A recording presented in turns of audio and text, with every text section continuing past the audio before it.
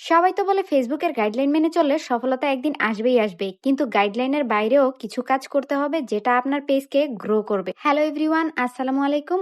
আজকে আমি একটা নতুন ভিডিও নিয়ে হাজির হয়েছি, আর আজকে রান্নাবান্নার সাথে আমি আপনাদের সাথে 3টা ইম্পর্টেন্ট টিপস শেয়ার করব যেটা আপনার পেজকে গ্রো করতে অনেকটাই সাহায্য করবে। তাদের মধ্যে প্রথম যেটা আছে সেটা হচ্ছে পেজের নাম। ফেসবুকের গাইডলাইনে কিন্তু কোনো নিয়ম বলা নেই যে আপনার পেজের নাম কেমন হবে, কিন্তু আপনার এই পেজের নামটা আপনার কাজের সাথে মিল রেখেই রাখতে হবে। তাহলেই কিন্তু একটা মানুষ আপনার পেজের নামটা দেখলেই বুঝবে আপনি কি নিয়ে কাজ করছেন। একটা সহজ উদাহরণ দেই।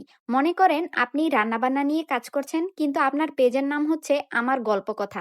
তাহলে কি আপনার কাজের সাথে কোনো মিল হলো পেজের নামটা? কেউ কিন্তু আপনার কমেন্ট দেখে বুঝবেই না আপনি কি নিয়ে কাজ করছেন। কিন্তু আপনি যদি আপনার পেজের নামটা আমার রান্নাঘর বা কিচেন ব্লগ এরকম কিছু দেন, তাহলে অন্য কেউ দেখলে বুঝবে যে আপনি রান্নাবান্না নিয়ে কাজ করেন, আর সেও যদি রান্নাবান্না নিয়ে কাজ করে তাহলে আপনার সাথে যুক্ত হবে কিনা এটা একবার হলেও ভেবে নিবে। আর এই জন্য পেজের একটা ঠিকঠাক নাম কিন্তু খুবই ইম্পর্টেন্ট। আর 2 নাম্বার হচ্ছে ফেসবুকের গাইডলাইনে কিন্তু আমাদেরকে রিলস বানাতে বলে 15 সেকেন্ডের উপরে 90 সেকেন্ডের মধ্যে।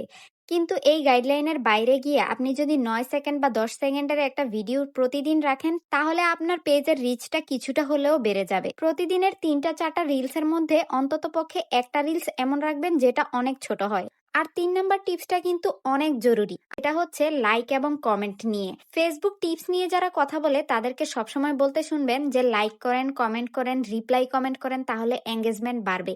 কিন্তু আমার কথা হচ্ছে লাইক কমেন্ট কোথায় করবেন সেই জিনিসটা কিন্তু কেউ বলে না। আর এখানেই হচ্ছে আপনার ট্রিক্স খাটানোর ব্যাপার।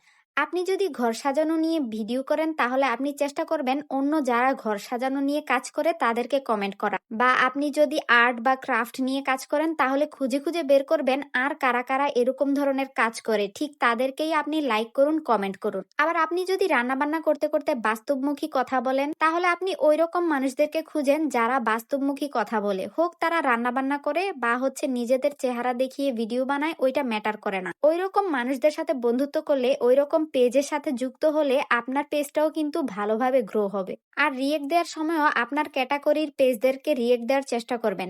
ভিডিও ভালো লাগলে লাইক কমেন্ট করবেন আর শেয়ার করে অন্যদেরকেও জানিয়ে দিবেন। আল্লাহ হাফেজ।